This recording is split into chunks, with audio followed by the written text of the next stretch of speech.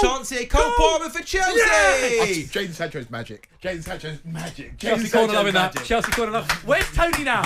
Where's Tony now, Abby? Last time I was on here, Tony was going for Sancho, wasn't he? He was. Actually, and we made an analogy about him being an ex-girlfriend or an ex-partner, and Manchester United not quite working out. But Sancho there, when Chelsea play against deep block sides, Sancho comes to life. And he's done it right there. We have our first one of these of 2025. We saw a lot in 2024, and something tells me we see a lot in 2025. Ball gets played to Sancho, he dummies it, goes past the defender. He's then attacking the right back. He cuts in, he plays the great ball into Palmer. One-touch finish. Good finish. Good finish. This guy, man, this guy is inevitable. He really is. That's why I was confident going into this game. I was like, he doesn't score against Ipswich, so he's probably going to score against Palace. And he's giving you striker numbers, man. He's giving you striker numbers. I think we almost take it for granted, but he's not a striker. He's a number 10 who drifts and sometimes drops deep. Second striker at times. It is just unbelievable. Jadon Sancho, though, there needs a lot of credit. Oh, man. Especially with all these eyes that are on him from Manchester United fans that are constantly going they just after hate him. watching. They do. They are. And they will do it very much this season. Yeah. And they haven't. And he might get an assist and everyone goes, oh, he hasn't done too much there. He passed the ball to Palmer, who's done something unbelievable. That comes from Jadon Sancho picking it up on the left flank, driving at times. It was 3 Crystal Palace defenders there facing him up. Manages to beat them, puts a lovely ball in. It's the composure, isn't it? It's the composure to beat the man and to then look up and play the pass. And then how many times is Palmer in those situations where that one touch, the finish, is always there, isn't it? Go on, Abby. No, I was going to listen to you guys because I feel you're bursting to say something about Palmer. No, it's just that. Have your moment. Have you got anything else to say about this boy? They've got so much to say. You guys will probably forget this, but I remember off the back of, I think it was Don't remember it, forgot it, sorry. The last international break when Noni Madueke was great for England, and you guys asked me who would I rather start, Jadon Sancho or Noni Madueke, and I said Sancho, and you thought I was crazy. Madueke doesn't have that deftness. He doesn't have that ability on the ball. I think Noni's a great weapon, but Jadon Sancho's a different level. But it's got to be Sancho on the left, though. It's got to be Sancho on the left.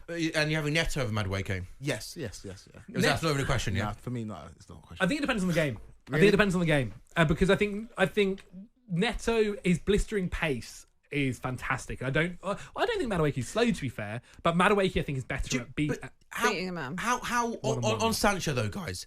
We know there's 2 parts of Sancho. There's the Dortmund Sancho, who's a £100 million footballer, and there's the Man United Sancho, which...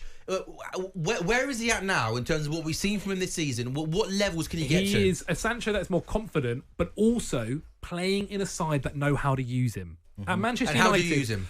So what you want I think the best way to use the Jadon Sancho is in teams when you're playing against, say, someone like Crystal Palace, when they are deeper and you can allow him to beat a man. Yeah. He can do that. I think if you're playing, say, like we did, I don't know, against a Liverpool, a team that's going to be further up, he doesn't have the pace that I think you need from a player. So he can definitely do it. Playing against a low block. Yes, 100%. I think that's what's really nice about some of the winger options that we've got at Chelsea. You've got different options for different kind of teams that you're playing. Because he's got that sort of deftness, that ability in those tight spaces to pick that at pass Manchester United, they were wanting Sancho to pick up the ball at the halfway line, dribble past 3 men. Like, that's not something that is normal for a player to do, genuinely. Of course not, especially in the Premier League as well. But I think with when United fans are watching Sancho, there is obviously a little bit of, 100%. Especially when we're getting a little bit of hate watching, a little bit of jealousy, because actually the one thing United is crying out for is actually Jadon Sancho at the minute. Creativity, and especially when you're going to get him for £25 million.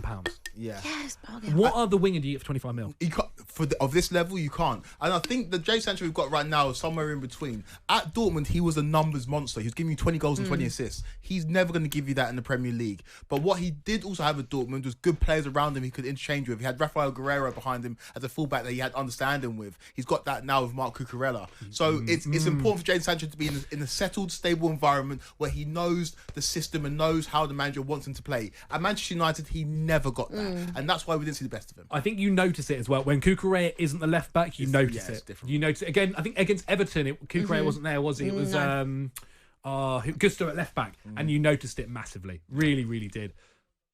So Chelsea take the lead at Selhurst Park. Cole Palmer with the goal, but as we've just spoken about, plenty of love for Jadon Sancho. A lovely sort of shimmy to get past Lacroix and then he gets into the box, he keeps his composure, and he plays it to Palmer. So Chelsea leading at Palace by a goal to 0. Ezra's in! Mateta! Palace score! Crystal Palace 1, Chelsea 1! Why are you celebrating?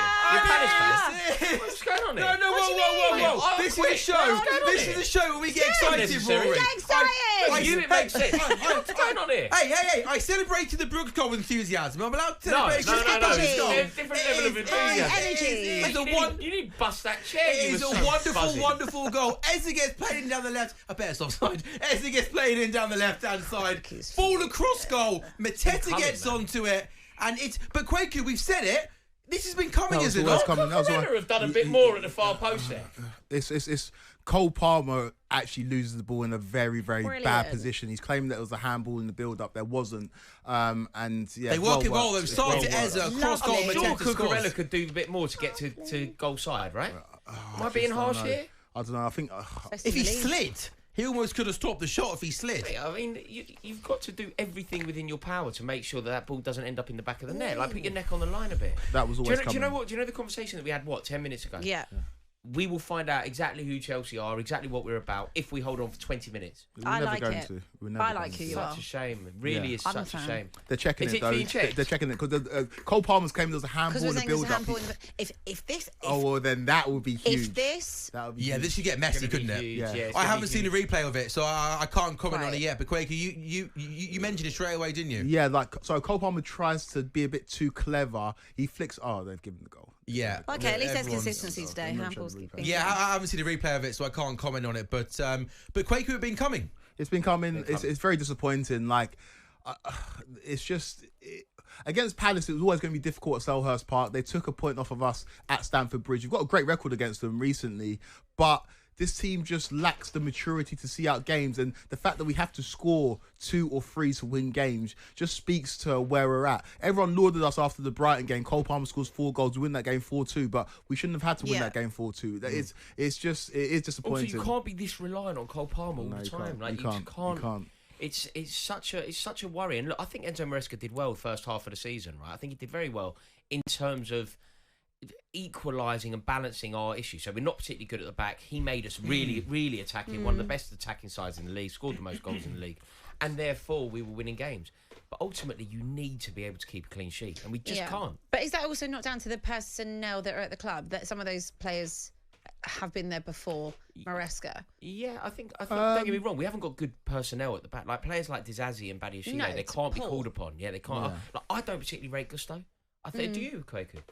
He had a decent first season, but in this second season, he infuriates me. He gives the ball away too much, doesn't make the right decisions in the final third. And maybe that's because he's asked to do things that he's not really comfortable doing. I think we could score here. Oh, Poor ball in goodness from sake. Palmer. Do you know what's quite interesting as well? We were talking about it earlier in the show. You would think that Christopher Nkunku would be the first person to come on for Nicholas Jackson. Yeah. Jackson came off, Mark Gui came on. And I think that tells you where Nkunku now is Can in the you pecking make order. sense of this? The whole Nkunku signing. So when we signed him, I remember he missed out on the Qatar World Cup. And like French fans, when I was in Qatar, were like, it was such a shame that Nkunku's not available. I haven't seen. I mean, look, he scores goals whenever he gets a chance, but he's just never really our answer. Your fan base, though, last year were very much like when Nkunku comes back, we all look different. There was a lot of. I know that we spoke about it earlier, saying that Arguably he's the best obviously. finisher at the club. Yeah, it's a bit weird to me because obviously you said that he would play in that 10 where Palmer plays. Yeah. Is there not a way that you put both of them in the side? Absence makes the heart grow fonder. So when he wasn't available last season, we were like, Enzo Fernandez almost. Oh, my He tries his luck from 30 yards out. I thought he was in. Dean Henderson's got to throw himself to his left-hand side. That goes just wide. That's some effort from distance. Yeah, no, he's been decent in recent weeks, Enzo Fernandez, but that was wider than I thought it was. But getting Nkunku into the starting 11 is difficult because he occupies the same spaces that Cole Palmer wants to occupy, and Cole Palmer's obviously a way better player than Christopher Nkunku. Enzo Maresca, he said he was a striker at the beginning of the season, and then he's now reneged on that and said he's not really a striker, he's a number 10. And so he's going to find it difficult to get minutes. He did score a really good goal against Bournemouth earlier on in the season that saved us, but he's just not necessarily the solution or the answer. And if Nicholas Jackson's not firing, we haven't got that backup that can guarantee you a goal off the bench. Even like you look at a Palace who are bringing on Eddie Nketiah. He's no way near the level of a Chelsea, but like we haven't got that guarantee of goals off the bench in terms of a striker. It's so important. You know when we've been good over the years. Do you know why we've won the league? So you know if I was why your did we win Drogba's, the your Costas. No, that's what you immediately think. But the reason that we won the league, the reason that we won the league, say that season, would have been as much as it would have been about Costa. It was the fact that we could count on Loic Remy. Goals or like in previous seasons when you had like a Kalu or someone like that. And as much as I didn't think he was particularly good, the reason that we won the league in 2017, the goals from Costa were invaluable. But on the odd occasion he didn't score. You've got Michy Batshuayi. Yeah. Like you need the Loic Remy. You need that other guy. Yeah, you need the other guy. I agree. They'll score 7 goals a season.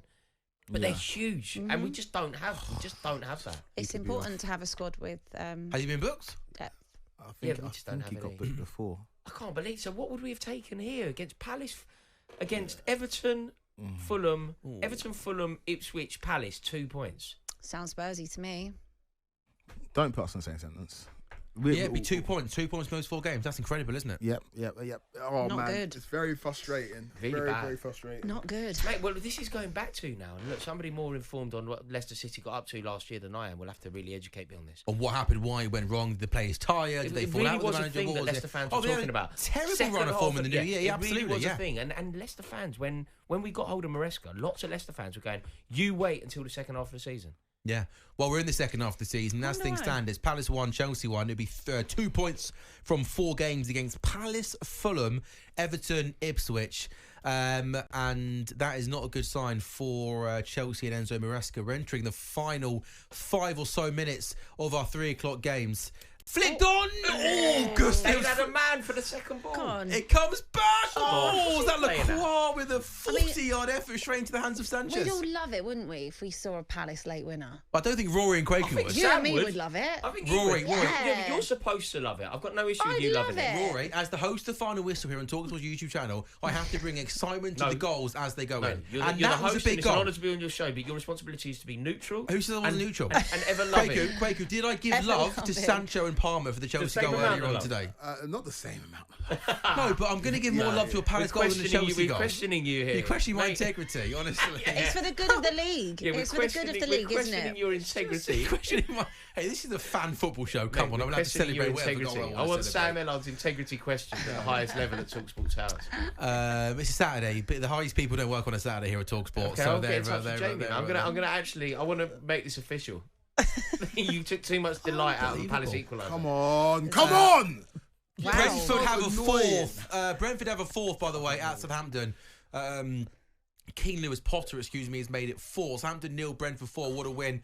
Just a win from over Brentford. Whoever's against, they'll take it, won't they? Bournemouth hanging on, clinging on against Everton. 1-0 there. Villa 2, Leicester 1. Leicester, to be fair, giving Villa something to think about at Villa Park. They're throwing bodies forward. They're creating chances. It's still Palace 1, Chelsea 1. And it finishes Palace 1, Chelsea 1. And I've got to say, don't shout at me, Rory. I think they deserve this, Palace. I think Palace deserve every single bit about this point. Palmer opened the scoring. Mateta equalised late into second half. And from their last 4 games against Palace, Fulham, Ipswich, Everton, it's 2 points for Chelsea. Quaker Afari, your thoughts on the game? Honestly, that's really, really, really annoyed me. We saw it coming. It's just the case of we took the lead. It was difficult. It's been a difficult place to go for a lot of top teams this Tough season. place to go and get a Tough result. place. Good team. Selhurst Park under the Good lights. team. This needs to stop. This is mythology. You need to win there. You you especially need to You win should there take a point at Goodison Park. It's not for everyone. in context. You Everton can't- are rubbish. No, but in context. Away The at reason why I Selhurst took a Park. point at Goodison Park is because I assumed I we know beat they got a Fulham and point we at won every game up Arsenal. until that point. Like, I would have taken a point at Selhurst Park if we'd beaten Fulham and Ipswich. Would you? Yeah, if Oh, you wouldn't have, Rory. What, That's not 7 true. points You out of would've- 9? You're Of course I would have done. You're not taking a point at Selhurst Of course Park. I would have done in context. You'd have been second in the 7 table. points out. If you won those 2 games you spoke about, you wouldn't be far behind Liverpool. And there was no way, mate. You're sitting in the Of course I would studio. take 7 points out of 9. It's because What you're I saying can't that take. now after losing those games. Of course, and you dropping have them, to go. You have to. You have I to go understand there that. and win. Yeah, I do. There's get no that. way if they beat Fulham and Ipswich, you'd be winless. sat here We're going, winless. great Going points, into this Selhurst Park. today, we're Come winless on, in mate. 3. Yeah. You have to arrest that decline. I also think even if we you won won- the previous if we won games, the last you'd be 3, expecting to win this game and wanting Of course, to I'd win. expect it if we'd won it because we'd be a winning Yeah. team. But I wouldn't be demanding it. Now it's getting to the stage where I can't remember our last win. Shall I Google it for you? Genuinely, I can't remember our last win. Can't it be as bad Who as did we mine? beat before we played Everton? I'll Google it for you. Kwaku, what's happened? Us. Why has this gone wrong? No? Kwaku. Why has it become a struggle in the last few games? I think it's just returning to the mean, really. Brentford at home. This is where we should have been, and I think our position was a bit of a misnomer earlier on in the season. But we this season we were expecting to battle and try and finish in the top 4. Well, we did as Chelsea fans. Opposition fans thought where do you think we were going to finish this season? Originally? Yeah, originally 14. I think I had you 9th. 9th. So I promise you, I genuinely said you were going to come 4th. yeah, so we're where we're supposed to be. It feels worse because we're on the decline as opposed to ascending. But it's just the immaturity of the squad. There's gaps in the team. There's positions where we clearly need to strengthen at goalkeeper, at centre back, and so it's a really, really annoying result because I feel like we could have got 3 points here, but we go again. You know what I mean? What can we do? On AM, on DAB, via the talkSPORT app and on your smart speaker. talkSPORT.